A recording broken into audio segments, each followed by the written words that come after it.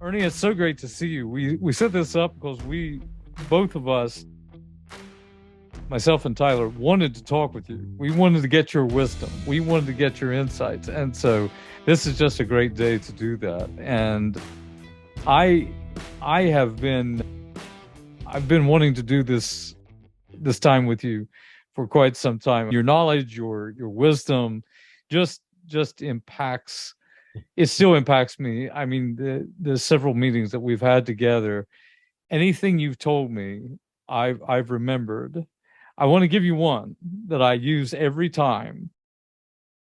I use, of course, not to advertise it, but I use a smartphone, use an iPhone.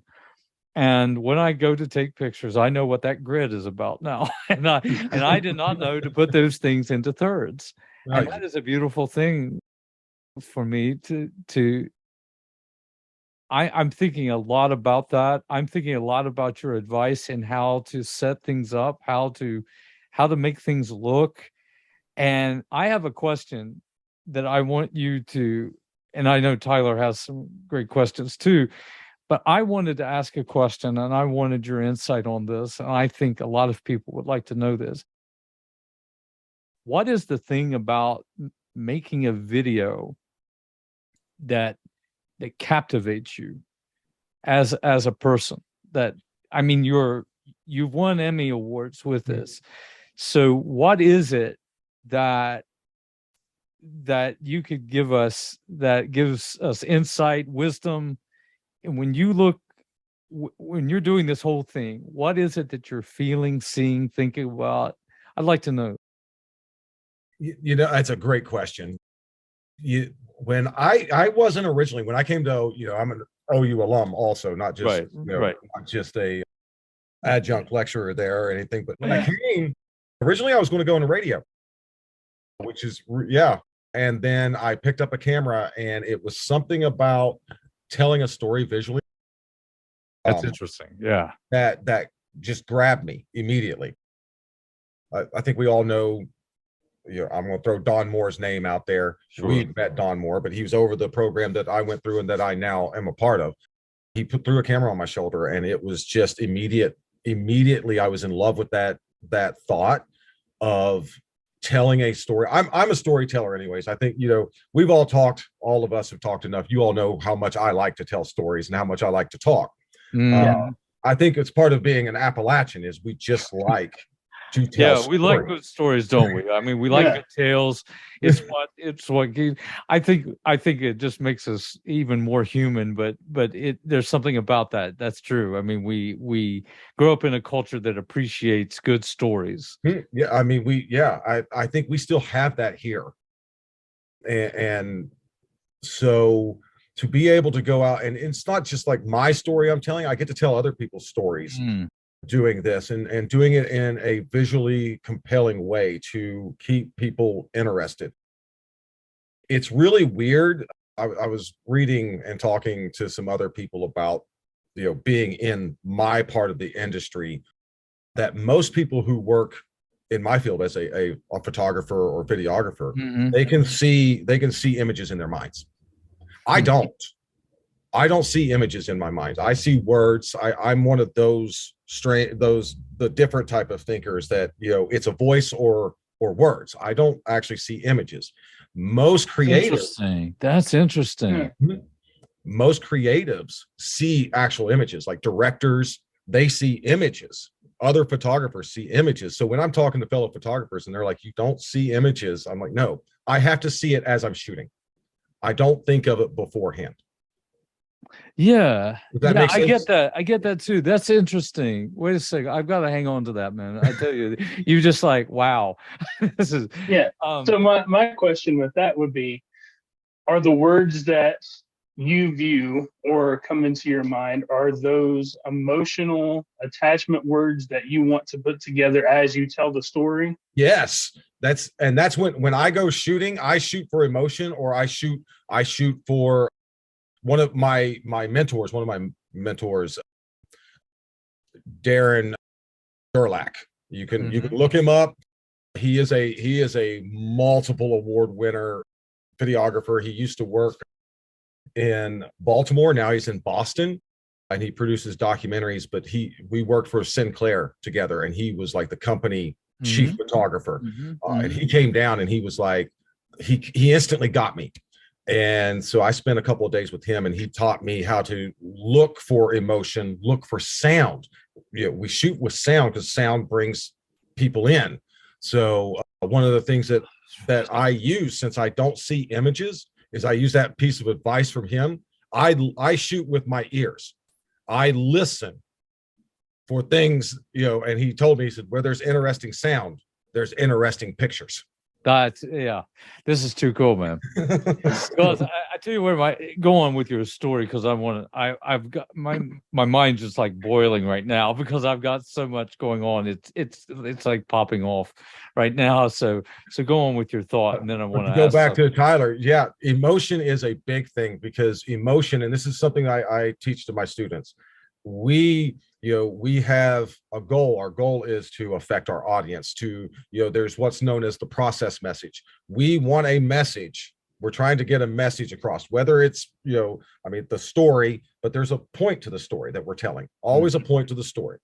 And the way we connect the process message or the theme point that we want the audience to gather is through emotion. It's through a character and through emotion. So I always go for some emotional shots, and any emotion, that could be happy, sadness. Unfortunately, where I worked in news a lot of that was, bitter or, sympathy, things of that nature, drama. But we all connect that way. And so I think when I go for shots, for different composures and everything, it is specifically to get a reaction from the audience for that point, some way or somehow, so I can pinpoint that message and get that message in their head. Right. That's really interesting. So I want to go back on something. So used to be in learning styles, there was the VARK. I always remembered it as VARK, VARK. So you had visual, you had audio, you had reading, and you had a kinetic. And how we learn, how we pick up information. I was always a video audio. That's the way I always thought about it, because I couldn't, like, if you go to do something and you're wanting to know how to do it, like, can you read it from a book? Do you just need to jump in there and learn as you go, like with your hands? That'd be kinetic. Reading, of course, would be from a book. Can you listen to somebody give you instructions? Or do you just have to watch them, right? Which would be the visual. Right. But being visual audio, and this is the old style. I'm not sure what they're doing with it today, but if I can watch a video and someone can talk to me while I'm watching, I'll learn it forever. That's how I can remember what people say, because I remember where they are, the emotions that they have. And I'm not sure, when you said that was really interesting, because I don't think in like, I don't go to make up a video or to do a photograph. I don't think of the shot before I take it. I see it as it's going on. Yep. Because it's bringing up a certain emotion, isn't it? Is that what that's what you're talking about? That's exactly how I shoot. That's exactly how I shoot. So as an award winner, that's what you would almost tell anybody making a video. That's what you would tell your students too. I mean, you're bringing out that emotion when you shoot. I mean, you're looking for that. That's what you're trying to convey. That's the artistic side, isn't it? Because you just don't. Yeah, that's fascinating, because that goes down to, I'm thinking a couple of things here. See, that's reminding me of Michelangelo, who always said that when he would do the sculpture comes out of the marble. So that tells me he really did not see it before he went to the marble. He just allowed his emotion to flow through him and through his hands to allow for that to be brought out.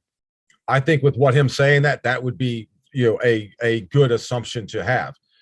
I know other people have, they can see visually. A lot of your Hollywood directors, a lot of your television producers, they can see a shot before, and they'll set up the shot and they'll draw out the shot.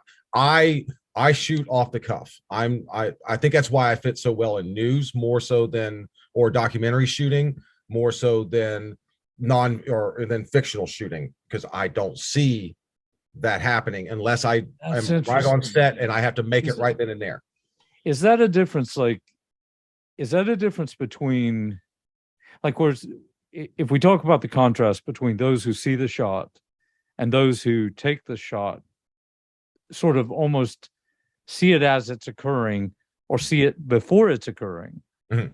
Is the person seeing it before it's occurring, like in your mind creatively, are they focusing upon the emotional side and then creating that?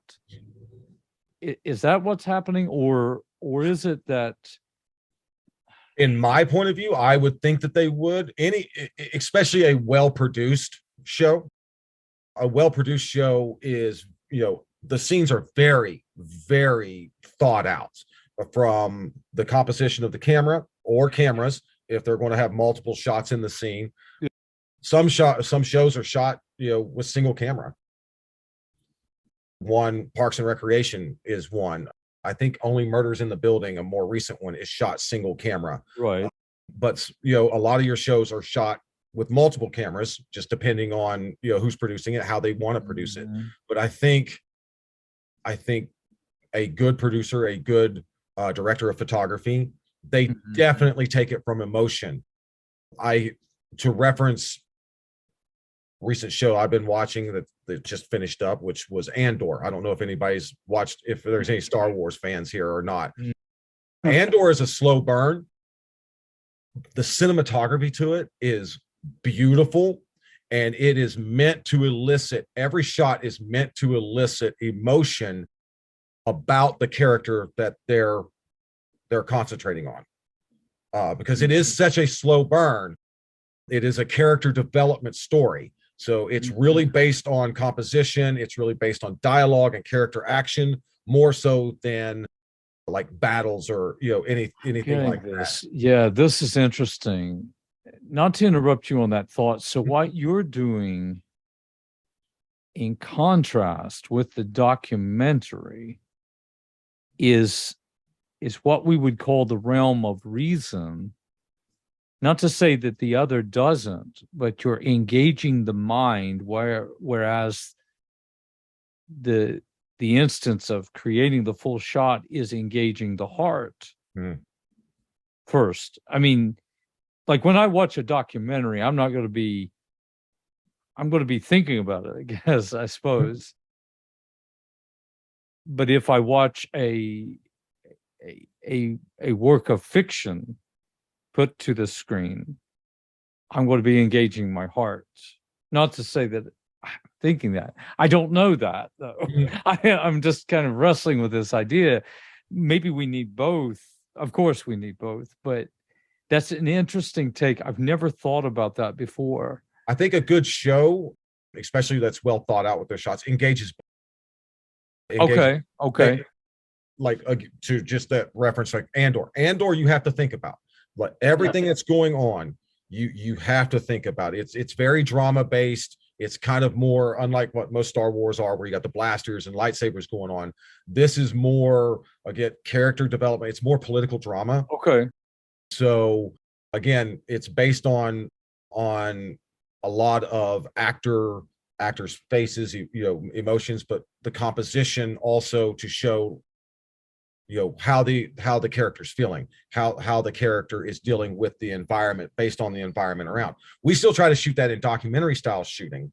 We still try to get the character, and I say character because they're all characters, even if they're nonfiction. Yeah, sure. And so we still try to get the character, how the character is reacting with their environment. If you go to nature documentaries, how is this specific animal interacting with its environment in this specific instance? We do the same thing even in fictional writing. It's just more controlled. So someone who is a visual thinker can plot that out, block out the movements of the actors and block out the movements of the cameras and the composition and the lighting. In documentary filmmaking, unless we're doing an interview, we're not really controlling the lighting. I'm getting something here. Yeah. This is interesting. My mind's going a couple different ways, as it always does when you're mentioning something there, because it's just really profound.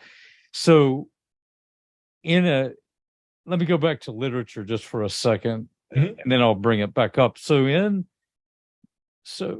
Plato writes this famous,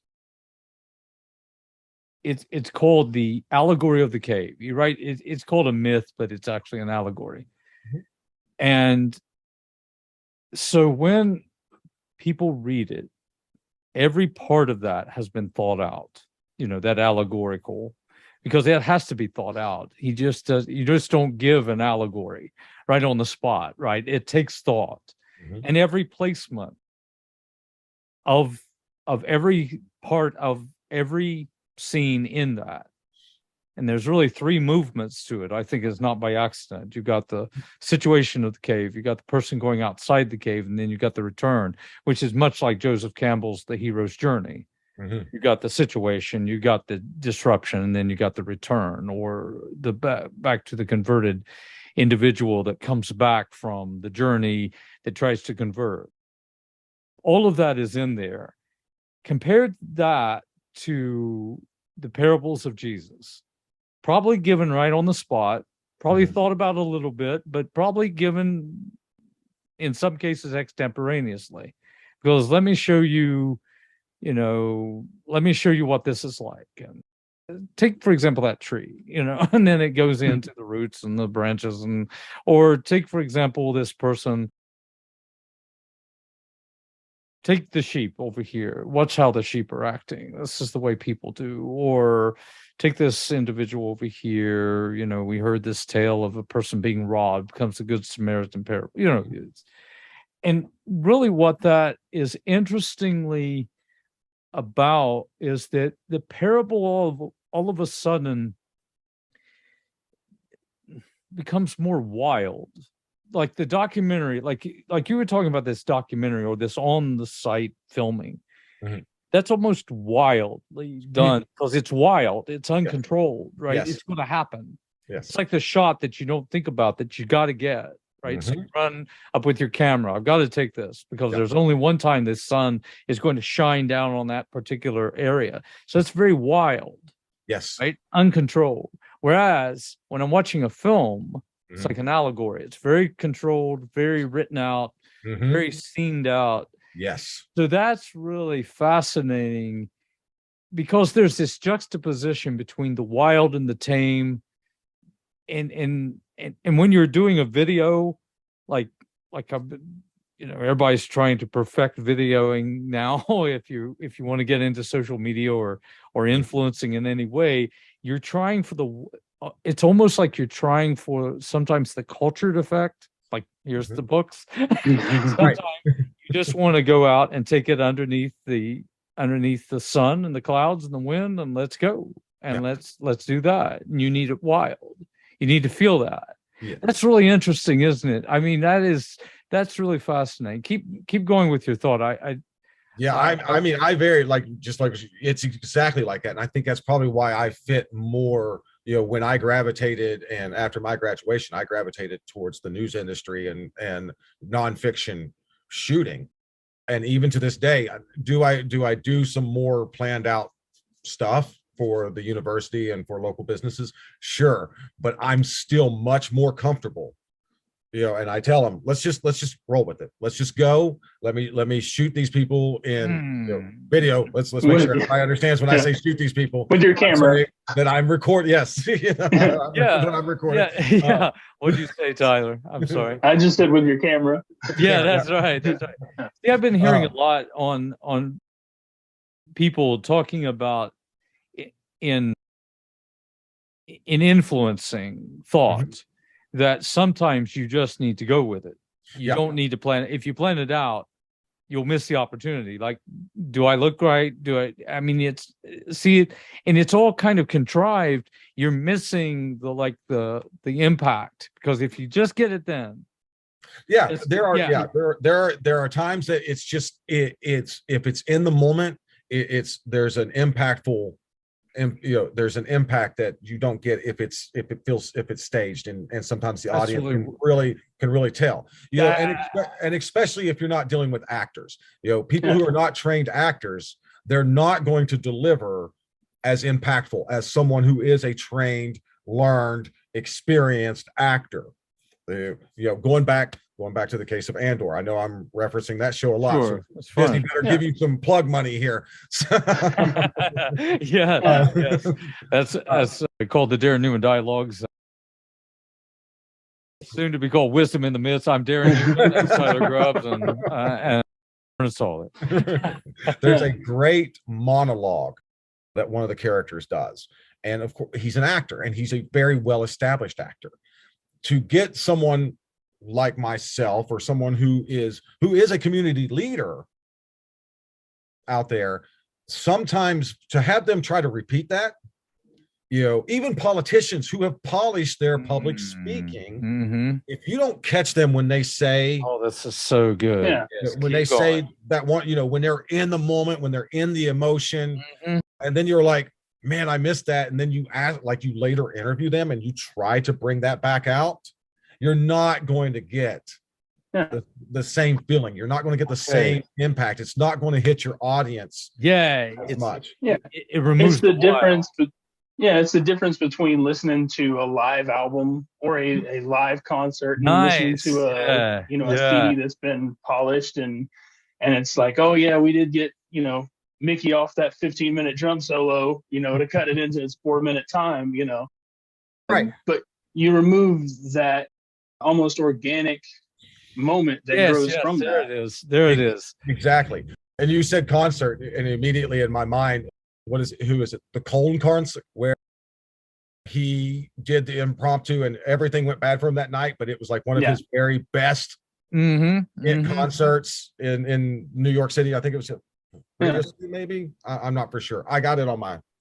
Well, not to be academic here, but I will be just for a second, just to reference this back out of holding on to this idea of the wild. So going back to Plato. So when Plato writes the defense of Socrates for his life, I never thought about that until this time. So Socrates begins, we're dropped right into the scene as we're reading it, that Socrates is beginning his defense, his speech. And he said, it drops it right in, and he's starting in on the idea of him giving a retort against what he has heard about him. And he says this one part, and it's in that earliest sentences, the first sentences of the apology. He says, I don't come to you today with contrived words and phrases. I don't have anything written down. I will give this like from my heart, right?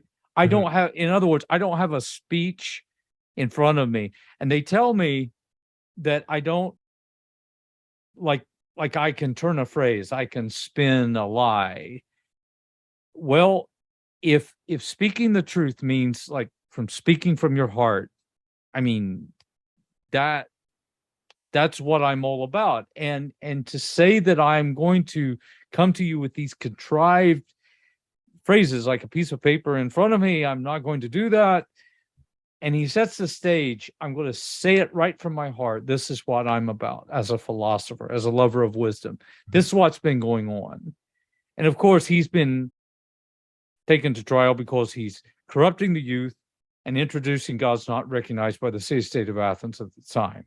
Now, they've been going through some hard times, lost war to Sparta, they've had a plague, everything's falling in on their heads. But he's the wild man. See, he's the wild one that comes in, and he says, I'm going to talk about this. So then it becomes something then that reaches our hearts and minds, because here is a person burning. And that's what Benjamin Franklin said of George Whitefield, the outdoor preacher who was from England. He worked with John Wesley in the early days of the Second Reformation. I think that's what they call it in American history. But that's when you had that outdoor preaching in the 1700s, right, going on. Well, Benjamin Franklin, who was really no friend of religion or the church or anything like that, he would go out reportedly and would listen to George Whitefield preach. So they asked him one time, they said, "Why do you go out?" And he said, "Because I love to go and watch a man burn." Mhm. So he doesn't have like a contrived speech, like he doesn't have a contrived sermon already written up, and he's just turning pages. Like Jonathan Edwards, "Sinners in the Hands of an Angry God," he's just reading it, and Right. he was so it was difficult for him to see that he held it up right against his face and he read it. That was the first Reformation. Second Reformation is this outdoor preaching. It's wild. It matches the American landscape. Yes. It matches the wildness of the frontier, which is beautiful. Yeah. That is fascinating. Yeah. Yeah. I'm in love with this thought, Ernie. Thank you for giving me, I could keep on talking about this. This is really interesting. Go on, please. And we would control, and I would also say it's kind of controlled chaos. So you're trying to tame, especially when you're out shooting in the wild, shooting in the field, shooting unscripted. It is controlled chaos.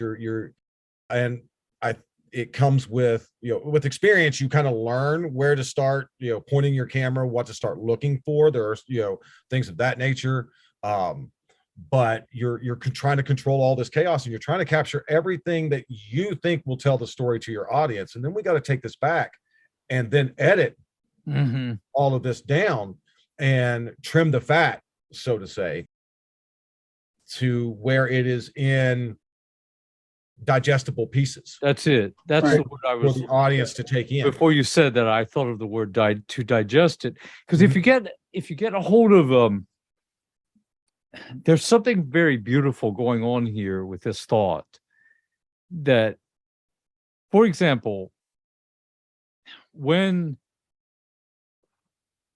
I love indigenous Native American philosophical theology thought, any of that.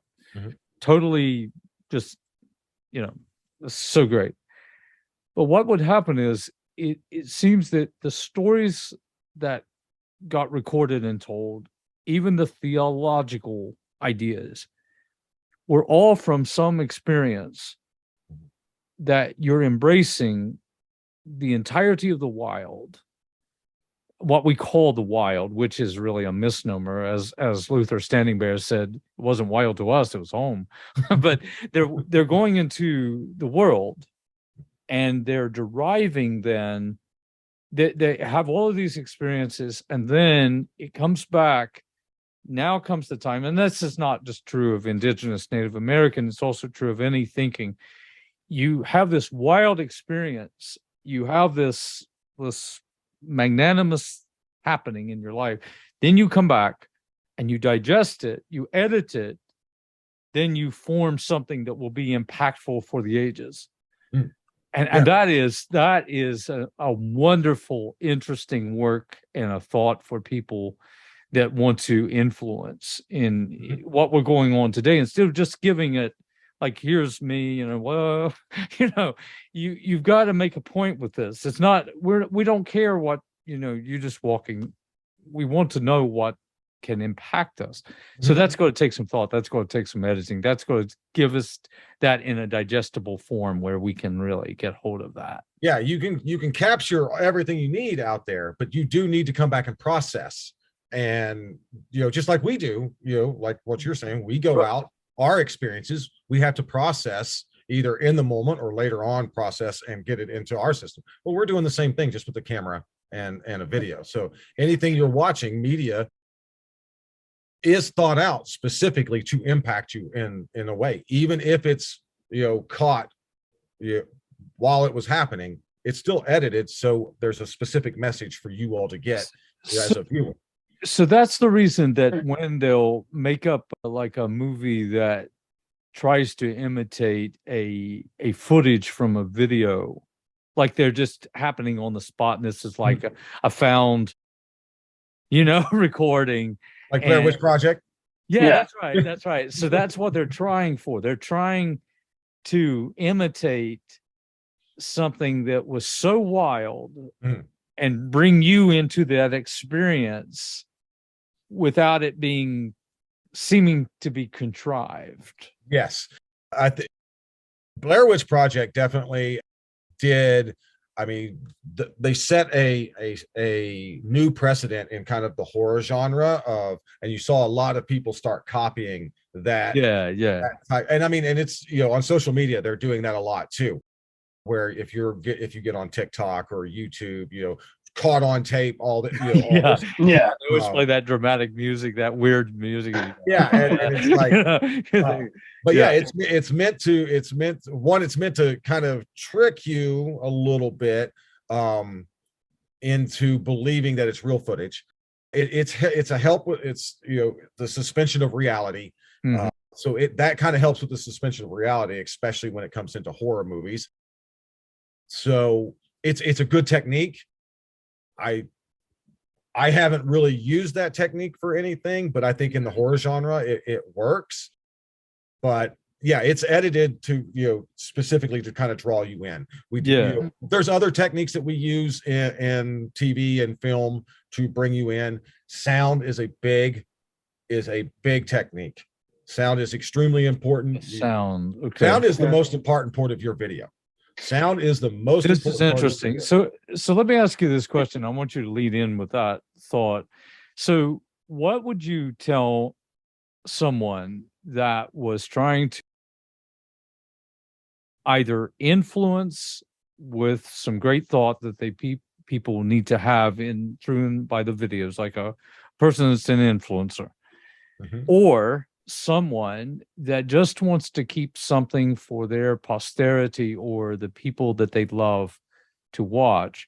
How could they create videos that do just that? Instead of writing a book, how could they create those videos that really impact? And so I want to go with that idea of sound first, and then maybe you could add a couple more to that. I mean, yeah, sound is again, you got to have good, clean sound. If you're bringing in music needs to match the mood. It needs to match pacing. And when we talk about pacing, there's pacing to everybody's videos. There's pacing to the way we speak. Everybody speaks at a specific pace, you know, so it's their own pace. I match music. If I've got somebody talking over my video, I match the music to that person's pace. And then of course I try to match tone as best as possible. Some people will go opposite to offset. It depends on what you're trying to tell. But I match pace, and then I try to match tone. It's usually pretty easy to do. It does take time. Sure. That's the biggest problem. When I'm editing a video, I would say 3 hours of my time is just searching for music. Wow. To match that person's pace, that person's mood. So I usually spend about 3 hours. I'll have multiple tracks downloaded and comparing. You know, that's cool. That's cool. That's very creative, though. I mean, because you're creating that emotion from that footage, you're bringing in that music is creating that, and it's weaving it in and out. So if somebody's doing it on their own, and you're not going to worry, I mean, because I tell my students, adding music it's not just adding another layer, you're adding a whole new headache to your editing process, because you can get it wrong so easy. And I think people miss this, because, you know, you have those photo editing programs that'll just lay down a song you like, and then it just throws your photos over top of it. Then everybody's like, oh yeah, and then they, you know, save it and send it. If you notice, pay attention to the way those photos and the music goes. They don't match, so it doesn't feel good to watch them. Yeah, it doesn't it doesn't make that emotional connection. It's so funny you mentioned that, because the other day I had memories of this time of year, and it's playing to a Nas song, and I'm like, Nas is a rapper, not a season's greetings, you know. This isn't a season's greetings, you know, music, and these pictures are all of the Christmas tree. So Yeah. And it doesn't match the pace. A lot of times those programs, they're automatic programs, so they have a specific pace of when they flip your pictures and change the picture, and there's a pace to, every song has, beats per minute.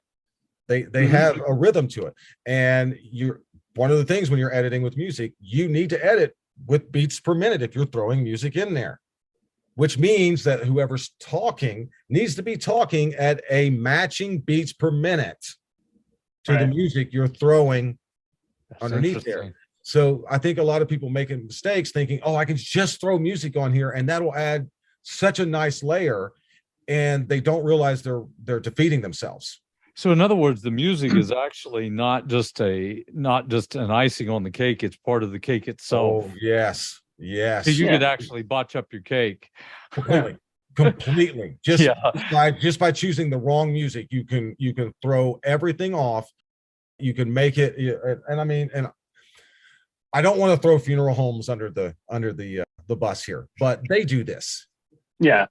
They do this. They get a bunch of, the family sends in a bunch of photos of their loved one, and the funeral home throws it into a picture program. And then the family says, these are the songs that our loved one really liked. And so they throw those songs in and I mean, it's a great gesture. Don't get me wrong. So I'm not like slapping funeral directors in the face. Like I get what they're doing, but as a videographer, when I know this is bad to say, but when I go to a funeral, I'm just like, would you just please send this stuff to me so I can edit it for you? Please, I'll do it for free. Well, yeah, I think when we need our eulogy, I'm this is going to be a note to myself. I'm going to send myself to send it to Ernie Hall. Send it to Ernie. But I want to go out with a. I mean, I don't want to just live. I want to live in crescendo, man.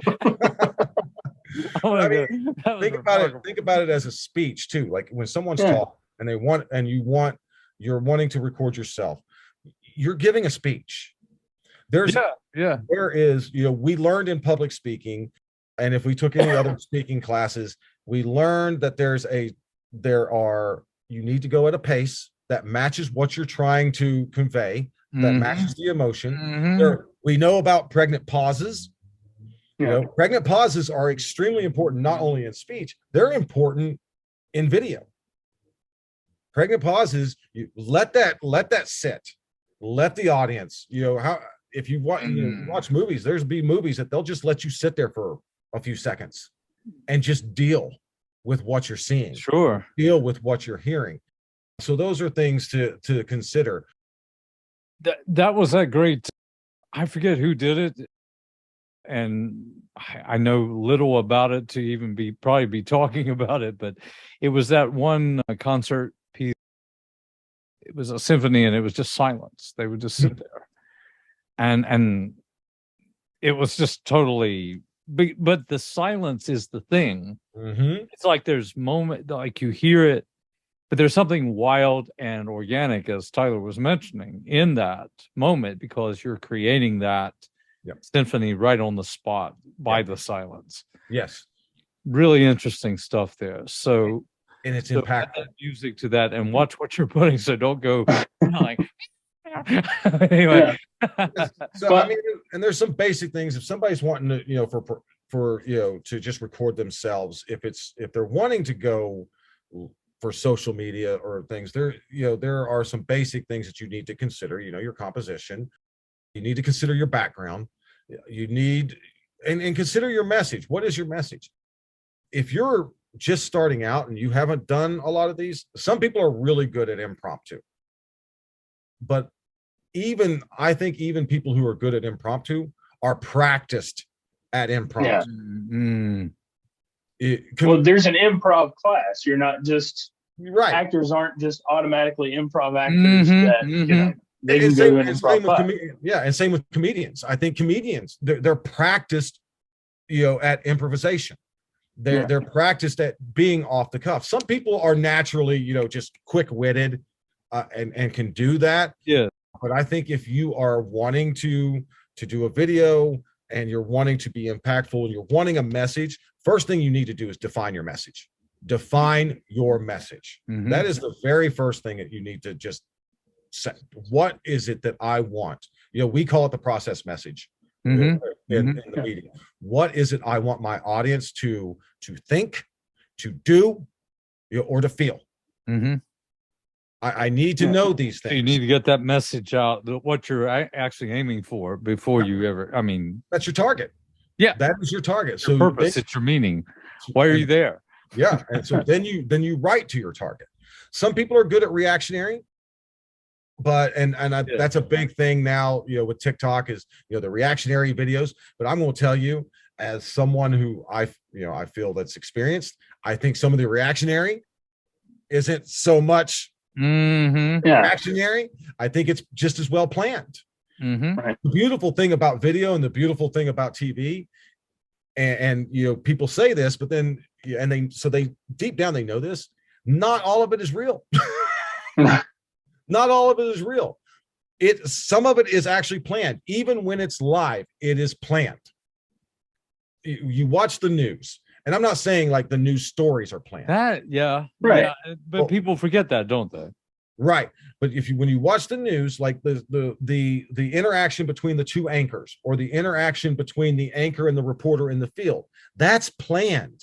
It may look like it's improv, and some of it is kind of ad-lib, but it's in the script for them to interact with each other. So they already know that they're going to interact with each other. We had this planned. I knew I was going to interact with you and Tyler. Yeah. So I kind of already had an idea of how the conversation was going to go, because I know you two. Right. Anchors know each other. So you can plan it without it looking to be planned. You can just, in the script, it could say anchors talk to each other. And it's a planned moment. That is interesting that you tell me this, because I've seen this on a famous radio. It's not a station. It's a well, I won't say it. It's just a corporation. But anyway, I've watched how, and because I don't want to just spot them out, but I've listened to them, and when they do a news story,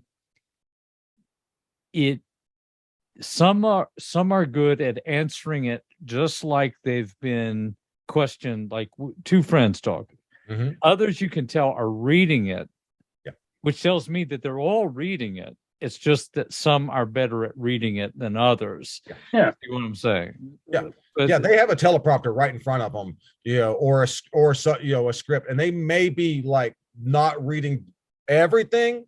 A good anchor, a good talent can follow the script, but not follow the script. So they don't have to say every single word. They could change the words up to what fits for them. But definitely these moments of interaction, even I'll reference a show, Taskmaster, which, I don't know how many people would even know that show. It's a British comedy show. They tried to bring it over to America. It lasted one season, and they just it was all over. It didn't make it here. But their interaction between the main host and his co-host, very planned out. And it's scripted, completely scripted. And they make it so to where it's scripted, but it's so overtly known that you ignore it. And it just becomes part of the comedy. Then when the co-host is interacting with the players of this game, it's obviously scripted, but it took me a while to accept that it was scripted, because it was so well done. Like, I knew it was scripted. Mm-hmm. I'll tell you, James Acaster was on this show. You all would know James Acaster from the British Bake Off, the Great British Bake Off. He's sure. That's right. He got me for started it, had a breakdown. Him and this co-host, every time this co-host would tell James hello, James would just stare at him. That was scripted. Now, it felt off the cuff, and it was funny throughout the whole season because that was their shtick, but that was scripted. Right. That is tremendously cool. I don't know. I mean, I'm learning so much about this. I'm wanting to watch things now. I think we need to have just a watching with Ernie. I think this would be just a great course. I mean, I don't know. I see a great future with this. And let you So I appreciate you sharing that, and I don't want to labor your time or anything, but I thank you for that, because I'm going to be thinking about music more. I'm going Mhm. to be thinking about the message that one is trying to send more, Yeah. and then trying to achieve the wild through that, which that's what I'm hearing. And you're trying to be look as unscripted Mhm. as possible, that you forget that this has been edited. Yeah. Yes. Yeah. And that's another saying in our industry, is the sign of a good editor is the fact that you don't know that the editor even existed. See, that Yeah. that puts a new Tyler, did you start to say something, my friend? Yeah, I have to ask. So from an artistic standpoint, because that's you're going through this strictly as an artist, and I think a lot of times, I know it myself even, we overlook whether or not the visual arts are arts. And I mean, it is like you mentioned storytelling earlier. Mhm. So I have to ask, how do you work together with, especially in documentaries, to determine what story you're going to edit for, or what story you are interested in telling? That's a great. I see. I love that. That's an excellent question, and this goes back to Darren, what you said earlier about Michelangelo, and Mhm. kind of letting the stone talk to you. You know, Mhm. Nice. letting the canvas talk to you. I love how Uh, you just put that, man. I tell you, wait a second. I've got a good quote. Let the stone talk to you. yeah, That's a good quote, Ernie. Thank you for that, man. and I don't know that that's just me saying that. You know, I think a No, lot it's of good. artists, It's you know, good. No, go. but I think with me, especially doing documentary style, and even when I'm doing planned planned shoots that for promotions for local companies, I look for a character. That's one of the first things that I do, is I look for a character. I want, if I have a good character, then I'm going to have a good story. Mm. And then I Mhm. try to tell that character's story. I still adhere to a lot of the journalistic ethics of, I don't add what's not there, and I shoot to tell the story of that person or of that character. And when I say that character, anything can be a character. I've told a story on a holiday Christmas card. That was my character. I followed a Christmas card from one moment, from the family that sent it to the family that received it, all the way, and that was my character. So, I Yeah. think I follow, when I look to tell a story, I want to tell it from the character's perspective. And so, but I want to make it emotional and visually appealing. Yeah. And those are the things, that's my thought process, is find the character. What do I think that I've captured that would be the process message Mhm. of this character? And I think that's where a lot of people, especially with news, people get confused, because that's what we try to do as journalists. We're trying to tell that character's story. Now, does that mean you're going to agree with that character? No. So there's another crew over here telling this character's story who you might agree with. And if Yeah. you don't watch both stories, then you're going to think the news is biased. We're just trying to capture our character that Right. we've been Ah, told I to got you follow. nicely put. I love that. Yeah, that's interesting. You see? And Mhm. so I did a story. One of my favorite stories I did was actually on when Ohio first got Powerball. And that was what, 10, maybe 12 years ago, when Powerball first came to Ohio. And we went to a store, and it was like, hey, it's the first day that Powerball is being drawn in Ohio. And so tell the story on it. Well, how do you tell a story on a jackpot? Right. Well, what we did was I walked into a gas station, and the gas station customer service representative there, she was a character.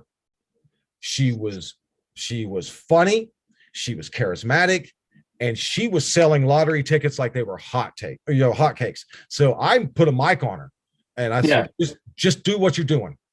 Just do what you're doing. And that's how I told the story. I told the story from her point of view as a customer service representative selling these lottery tickets for the first time. And it was just, there's my character. And what was the process message? She was just having a good old time. It was just, look at these sales, look how it was going. So it wasn't so much of a moral feel as just as this is what's happening today. And this is, and it was just, it was a fun story. It was an interesting story, but she's the one that made the story. So I followed her. That I keep going back to something I started out with whenever I began the website, began the the podcast and all that. I had those three themes of wonder, wisdom, and the wild. Right, wonder is that sort of inspiration. Wisdom, of course, from philosophy and thought and great ideas that reason and knowledge. But then I always wondered about the wild part, why I loved it so much. And of course, it's part of the nature. I love nature and I love protecting that, and I want to do that. But there's also part, and you've reminded me of that, and I want to thank you today.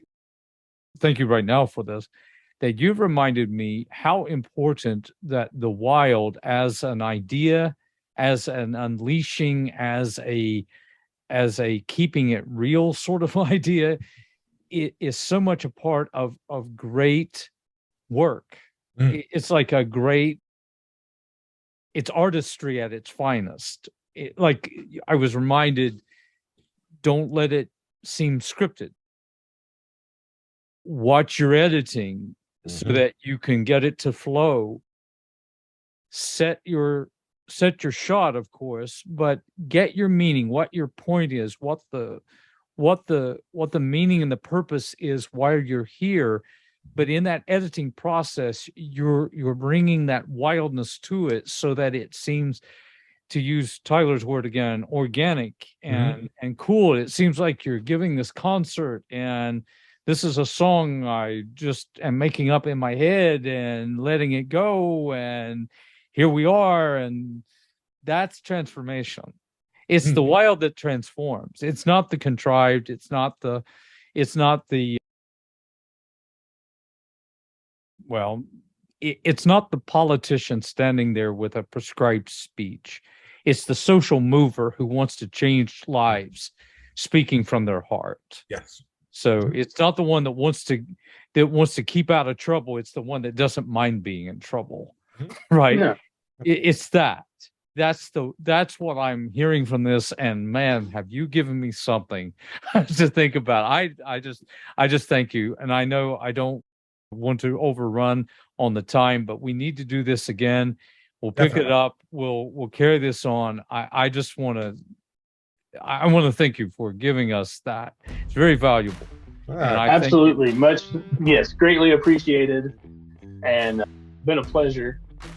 I have totally enjoyed my time here. I would love to come back anytime, guys. We'll do it. We'll do it again. We're going to make this an ongoing series. I thank you for that. This has been the Darren Newman Dialogues. We'll see you next time.